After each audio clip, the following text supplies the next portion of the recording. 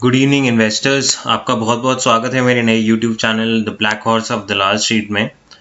तो ये चैनल के माध्यम से मैं अपने रिटेल निवेशकों को ऐसे कुछ स्टॉक्स रिकमेंड करता हूँ या उनको एजुकेट करता हूँ बेसिकली वो वाले स्टॉक्स जिनमें मुझे लगता है कि बहुत ज़्यादा पोटेंशियल है, जो आगे जाके मल्टी बैगर्स बन सकते हैं।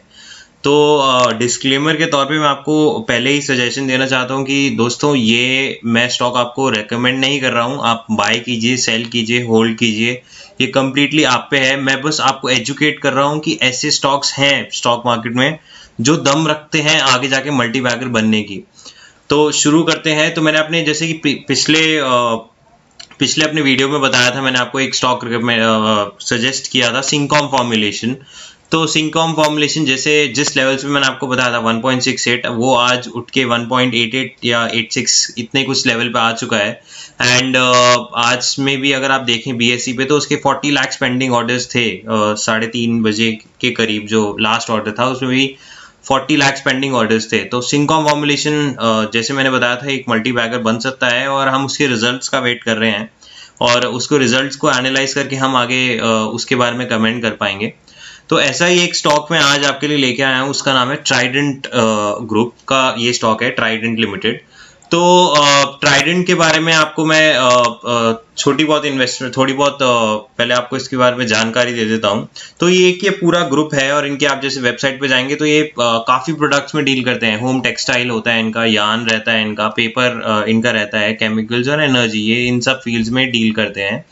और अगर कंपनी के बारे में आप देखें तो कंपनी बहुत बड़ी कंपनी है, एक बहुत काफ़ी पोटेंशियल रखती है ये कंपनी। और ये कंपनी के फंडामेंटल्स भी बहुत स्ट्रांग है और ग्लोबल रीच है। आप जैसे यहाँ देखेंगे तो कंपनी का काफ़ी बड़ा ग्लोबल रीच है। अगर आप इस मैप पे ही ध्यान से देखें तो Canada, US, Australia, south Korea, China में भी काफ़ी इन्वेस्टमेंट है इसकी। और इधर भी अगर आप देखें ईस्ट एशियन कंट्रीज़ वगैरह में भी काफ़ी इन्वेस्टमेंट है। तो ओवरऑल कंपनी का बेस बहुत बड़ा है, और इसको अवार्ड्स भी मिले हुए हैं, क्वालिटी, सस्टेनेबिलिटी, इनोवेशन, सस्टेनेबिलिटी, इन सब पे इसको काफ़ी अवार्ड्स मिले हुए हैं। तो ओवरऑल कंपनी एक बहुत फंडामेंटली स्ट्रॉन्ग कंपनी है, एंड काफ़ी अच्छी आउटलुक है कंपनी का। चलो आगे चलते हैं, और थोड़ा बहुत इसके फंडामेंटल्स पढ़ने के बाद इसके ज़रा बैलेंस शीट एक बार देखते हैं। तो बैलेंस शीट में अगर आप देखेंगे तो इसका total revenue almost constant clock किया है इसने। तो अगर आप FY 2016 में जाएंगे तो आप कुछ देखेंगे कि 3,500 करोड़ का कुछ इसका रेवेन्यू था, टॉप लाइन थी, और उसमें आगे जाके वो बढ़ा है। एंड देन 2020 की अगर बात करें तो अभी क्वार्टर्स में कुछ 4,700 करोड़ का कुछ इसका रेवेन्यू रहा है। अगर आप इनकम और ईपीएस की भी बात करें, यहाँ जैसे आप ये देख सकते हैं कि इनकम भी काफ़ी इंक्रीज ही हुई है, ईपीएस इसका काफ़ी स्ट्रांग है, अर्निंग पर शेयर। और 2020 की अगर बात करें तो ईपीएस अभी इसका 6.70 चल रहा है। बाकी सबसे बड़ी बात है कि एक डिविडेंड पेइंग कंपनी है। अगर हम इसके कंसोलिडेटेड बैलेंस शीट पे जाएंगे तो आप ये देखिए, ईयर ऑन ईयर कंपनी ने अच्छा रेवेन्यू क्लॉक किया है। एसेट्स भी कंपनी के काफ़ी अच्छे हैं, काफ़ी अच्छे एसेट्स बनाए हुए हैं, और लाइबिलिटीज़ भी कुछ ज़्यादा नहीं है। ऑल्दो कंपनी के पास थोड़ा डेट है, लेकिन जो ग्रोइंग कंपनीज होती हैं बेसिकली उनके पास डेट रहता ही है। अगर आप कैश फ्लो की बात करें तो net cash in hand company के पास काफ़ी अच्छा है। FY 20 में 308 करोड़ का कुछ इनका नेट कैश इन हैंड है, और फ्री कैश फ्लो भी काफ़ी अच्छा है इनका, कुछ 1,000 करोड़ के पास है। कंपनी में एक बहुत अच्छी चीज़ जो हम बोल सकते हैं कि प्रमोटर्स की होल्डिंग काफ़ी स्ट्रांग है। 71% is the promoter stake within the company, जो कि एक बहुत अच्छा स्टेक माना जाता है। और कोई भी प्लेज शेयर नहीं है कंपनी का। तो ये एक बहुत स्ट्रांग चीज़ है जो कंपनी को अच्छा अट्रैक्टिव वैल्यूएशन पे बनाती है, कि कंपनी का कोई प्लेज शेयर नहीं है, और 71% होल्डिंग प्रमोटर्स की है। आगे चलते हैं। अगर कंपनी के प्रोडक्ट्स देखा जाए तो कंपनी दोनों ही फ्लिपकार्ट और अमेजोन पे अवेलेबल है। अमेजोन और फ्लिपकार्ट पे अगर आप सर्च करें ट्राइडेंट ग्रुप से तो आपको ये पूरा मिल जाएगा। तो ट्राइडेंट का ये प्रोडक्ट ऑफरिंग्स है, आप जैसे यहाँ देख सकते हैं आप, बेडशीट्स वगैरह, और ये सब ट्राइडेंट ग्रुप के ही मेक हैं, फेस टॉवल्स एंड ऑल। तो ये अवेलेबल रहता है। आगे चलते हैं तो अब जैसे कि आप जानते हैं दोस्तों कि अभी कोविड के टाइम्स पे पीपी किट की बहुत ज़्यादा डिमांड है। तो अगर आप स्टॉक मार्केट में अगर थोड़े पुराने प्लेयर हैं तो आपको पता होगा कि आलोक इंडस्ट्री एक बहुत अच्छा स्टॉक है जो पीपी किट्स से जिसका नाम बहुत ज़्यादा हुआ है। तो ट्राइडेंट का काफी लोगों को ये इन्फॉर्मेशन नहीं है कि ट्राइडेंट भी पीपी किट्स बना रहा है और डेली की वो 10,000 किट्स 10,000 किट्स वो डेली की मैन्युफैक्चर कर रहा है। तो मेरा ये मानना है कि किट्स और मास्क से कंपनी का काफी अच्छा रेवेन्यू क्लॉक करेगा। तो आप जैसे कि यहाँ देखेंगे कि Trident has launch disinfectant mask, medical suits and hygienic kits. तो मुझे ऐसा लगता है कि जैसे कि आईसीएमआर की रिपोर्ट आई थी कि नवंबर में जाके कोविड का पीक आने की चांसेस हैं इंडिया में, जो कि ओवरऑल अगर हम अपने देश के पर्सपेक्टिव से देखें तो ये एक चिंता की बात है। लेकिन अगर हम कंपनी के पर्सपेक्टिव से देखें तो कंपनी इस अपॉर्चुनिटी अगर इसे बोले तो इसका फायदा उठा सकती है और इसमें अच्छा टॉप लाइन क्लॉक कर सकती है वो। तो इसके रिजल्ट्स का हमें वेट रहेगा और हम ये देखेंगे कि कंपनी कितना अच्छा क्लॉक कर पाती है। अब जैसे यहाँ आप कमेंट्री देखिए तो इन्होंने ये बोला है कि 10,000 डिसइंफेक्टेंट मास्क डेली के बना रहे हैं एंड टिल डेट ये कुछ 90,000 मास्क बना चुके हैं और ये रिपोर्ट है कुछ अप्रैल 12 की। तो आप सोच सकते हैं अप्रैल से अभी तक तो ये कितने ही मास्क बना चुके होंगे। अगर नेक्स्ट हम देखें तो ये भी एक कमेंट्री थी कंपनी तरफ से, कंपनी के चेयरमैन की तरफ से ये एक स्टेटमेंट थी कि we can not so company is changing and company is manufacturing 10,000 disinfectant mask and 10,000 PPE kits daily for professionals। so मतलब ये एक ऑथेंटिक न्यूज़ है, इस माध्यम से मैं आपको ये बताना चाहता हूँ। अगर आगे आए तो ट्राइडेंट का एक बहुत अच्छा चीज़ ये रहता है दोस्तों कि ट्राइडेंट हमेशा इनोवेशन में बिलीफ रखता है। तो इनोवेशन की अगर बात करें तो ट्राइडेंट के पास काफ़ी ऐसी वो हैं, काफ़ी अच्छे पेटेंट्स हैं। पेटेंट्स एक ऐसी चीज़ होती है जो कंपनी को राउंड द ईयर रेवेन्यू बना के देती है। तो जैसे अगर हम देखें कि कल को तुलसी का अगर हम पेटेंट करा ले तो इंडिया को वो रेवेन्यू उससे मिलता रहेगा। अगर दूसरे कंट्रीज उसका यूज़ करेंगे तो हमें जो तुलसी से बनी हुई मेडिसिन होंगी या किसी भी चीज़ पर्पस में यूज़ होगा तो इंडिया को उसका रॉयल्टी आती रहेगी। तो वैसे ही अगर आप देखें तो ट्राइडेंट ग्रुप भी काफ़ी रिसर्च करता रहता है फील्ड्स में। और अब जैसे कि यहाँ एक न्यूज़ थी जून 2016-20 की न्यूज़ है ये, और यहाँ पे लिखा हुआ है कि the textile company Trident on Tuesday received a patent for pile fabric and method for manufacturing of the same. तो मैं इसके माध्यम से आपको बस यही बताना चाहता हूँ कि कंपनी इनोवेशन में बिलीफ रखती है और इसका जैसे फायदा यहाँ देखिए आप, this patent gives in further recognition of the quality of innovation being carried out by Trident. तो मतलब ये कहना चाह रहे हैं कि ट्राइडेंट ग्रुप जो है वो क्वालिटी में भी बिलीफ रखता है। दोस्तों मैं आपको एक छोटा सा एग्जांपल देना चाहता हूँ कि क्वालिटी कितना मैटर करती है। क्वालिटी इसलिए मैटर करती है and specially in foreign countries they are very particular about quality. तो होता क्या है कि ये कंट्रीज का एक सेट स्टैंडर्ड होता है जिसके नीचे ये डिलीवरीज नहीं लेते हैं। और अगर ट्राइडेंट ग्रुप ने इस चीज़ का पेटेंट कराया हुआ है कि तो ये इंश्योर करता है फॉरेन कंट्रीज को भी या फॉरेन प्लेयर्स जो खरीदते हैं इनका प्रोडक्ट कि हाँ ट्राइडेंट अच्छी क्वालिटी मेंटेन कर रहा है। तो अगर आप अब आगे चलते हैं ट्राइडेंट के आपने अगर इंडिया मार्ट के बारे में नाम सुना हो तो ये एक B2B प्लेटफॉर्म है जहाँ पे लार्ज स्केल बिजनेसेस होता है। और ट्राइडेंट का अगर आप देखें तो ये पीपी किट्स और डिस्पोजेबल किट्स हैं जो ट्राइडेंट ग्रुप में बनाया हुआ है और ये इंडिया मार्ट पे भी लिस्टेड है। ठीक है, अगर आगे चलते हैं तो गवर्नमेंट ने कुछ कंपनीज हैं जिनको एक्सक्लूसिव लाइसेंस दिया हुआ है पीपी किट्स बनाने के लिए। हर कोई पीपी किट्स नहीं बना सकता। गवर्नमेंट ने कुछ स्पेसिफिक कंपनीज को ही दिया हुआ है कि जो पीपी किट्स बना सकती हैं और ट्राइडेंट उनमें से एक है। तो ये एक यूनिक सर्टिफिकेशन कोड है जो फॉर पर्सनल प्रोटेक्शन इक्विपमेंट्स जो गवर्नमेंट ऑफ इंडिया ने ऑथर है और ये उसका एक सर्टिफिकेट है और ये ट्राइडेंट ग्रुप को दिया हुआ है। यहाँ पे देखिए आप ये मेंशन किया है, this issued to Trident group. तो इस माध्यम से मैं आपको ये बताना चाहता हूँ कि ट्राइडेंट ग्रुप ऑथेंटिकली मैन्युफैक्चरिंग कर रही है with in guidelines of government of India. एक और न्यूज से मैं आपको वाकिफ कराना चाहता हूँ, जिसमें ट्राइडेंट की तरफ से एक कमेंट्री आई थी, जिसमें ट्राइडेंट ने ये बोला था कि जून 10 को एक्चुअली ट्राइडेंट ने ये बोला था कि एक्सचेंज को एक्चुअली इसने एक इन्फॉर्म किया था अपनी तरफ से कि the textile home textile division is producing around 2000 metric tonnes of bath linen, followed by 1.15 million meters of bed linen and some 4000 metre tonnes of yarn. तो मतलब ये कंपनी ये बताना चाहती थी कि जो कोविड के टाइम से अगर लॉकडाउन हुआ था तो उसका कुछ ज्यादा इम्पैक्ट नहीं आया और कंपनी परफॉर्म कर रही है। फिर ये पेपर के बारे में भी, अगर केमिकल एंड पेपर डिवीजन के बारे में भी देखें तो ट्राइडेंट यहाँ पे भी यही बोल रहा है कि 9000 metric tonnes of papers and 5000 metric tonnes of chemicals मतलब इज अंडर प्रोसेस और ये चल रहा है। तो ट्राइडेंट ग्रुप ये बताना चाह रही है। अब आगे चलते हैं नेक्स्ट न्यूज पे। एक और पेटेंट जो ट्राइडेंट ग्रुप ने नवंबर में लास्ट ईयर उठाया था वो ये था कि एक apparatus and methods of treating and industrial effluent containing sodium sulphate by Indian patent office government of India.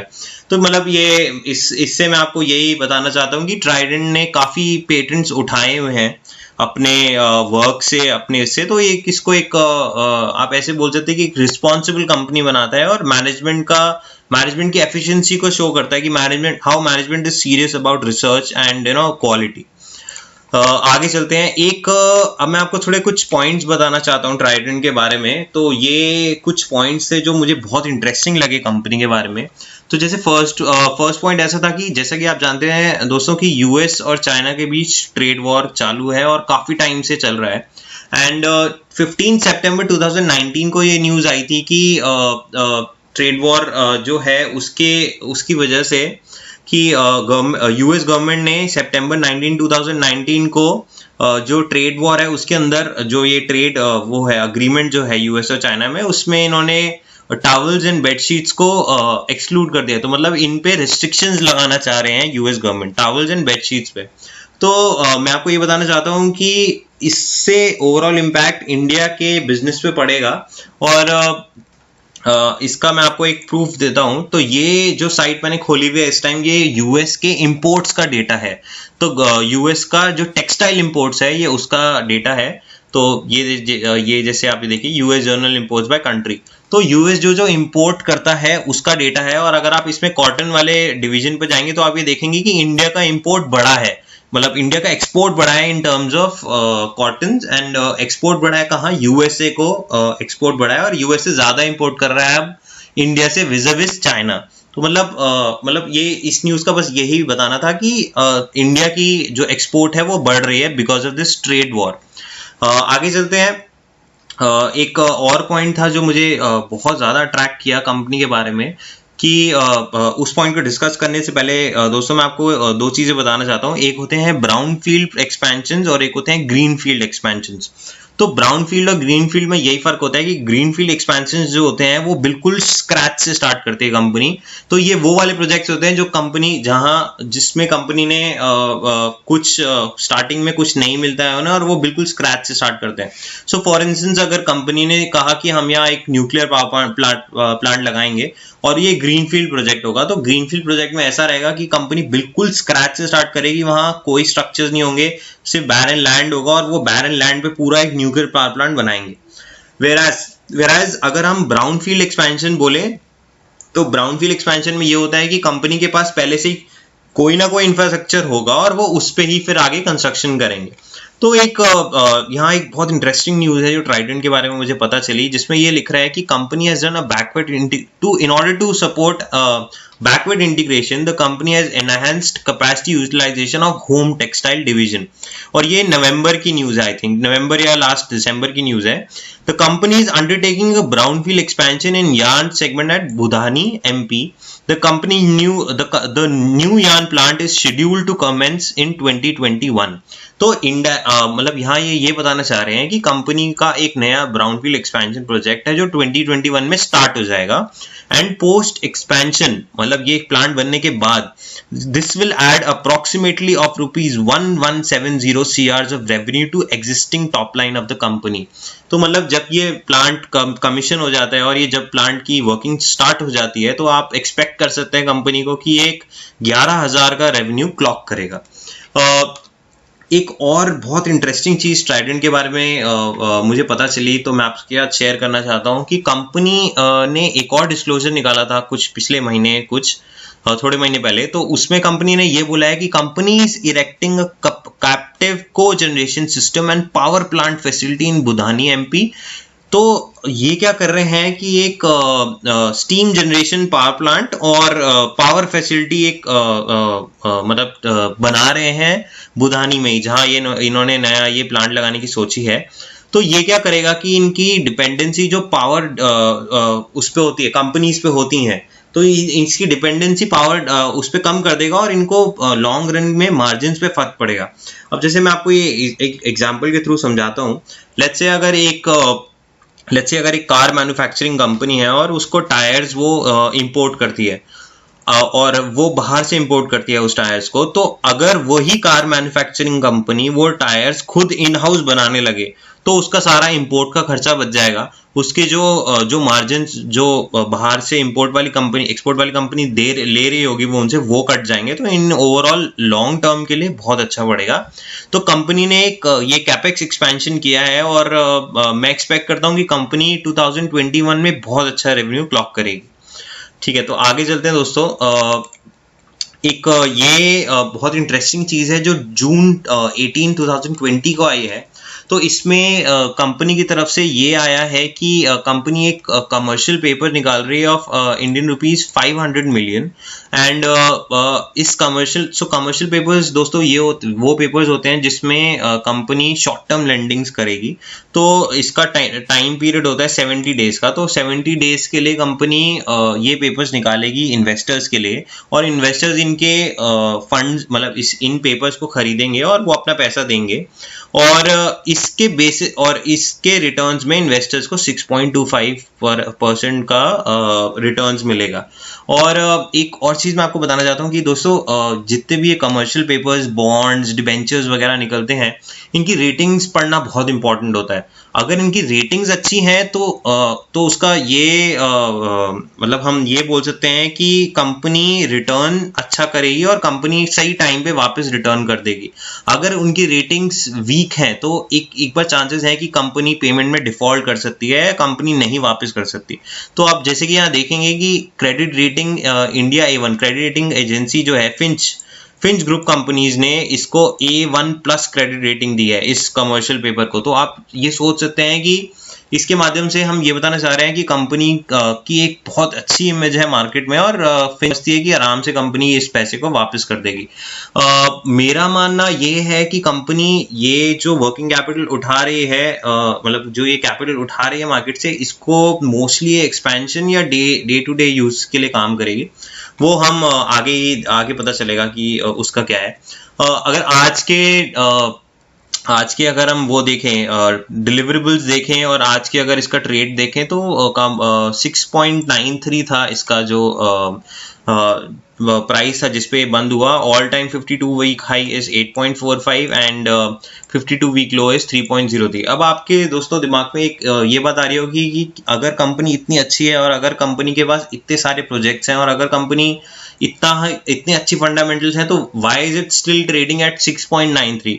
तो मैं आपको एक इसका ब्रीफ हिस्ट्री दे दूं कि नवंबर में या आई थिंक दिसंबर में कंपनी ने स्टॉक स्प्लिट किया था और 10:1 की रेशियो में किया था, 1:10 की रेशियो में। तो उसमें ऐसा हुआ था कि स्टॉक प्राइस होते होते कम हो गया था। अगर आपको डिटेल्स देखनी है तो आप बस गूगल कीजिए ट्राइडेंट स्टॉक स्प्लिट और आपको उसके बारे में पूरी डिटेल मिल जाएगी। एक बहुत इंटरेस्टिंग चीज है कि कंपनी अपने रिजल्ट्स लेके आ रही है। आई थिंक 30th को है इसके रिजल्ट्स, इसी मंथ आ रहे हैं रिजल्ट्स। और अगर आप यहाँ आज का डेटा देखें तो डिलीवरेबल्स देखिए आप बस कि 80% डिलीवरेबल्स है, जो कि एक बहुत अच्छी क्वांटिटी मानी जाती है।